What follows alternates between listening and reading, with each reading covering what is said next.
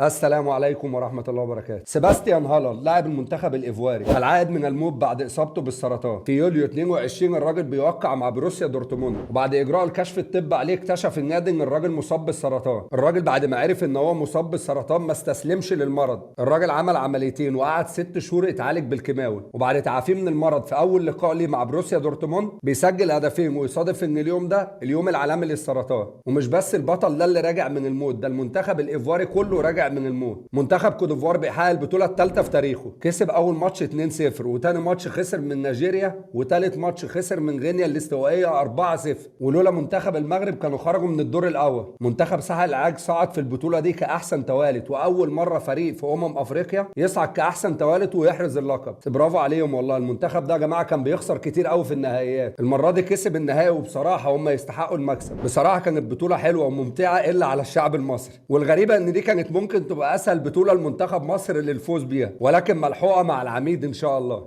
السلام عليكم.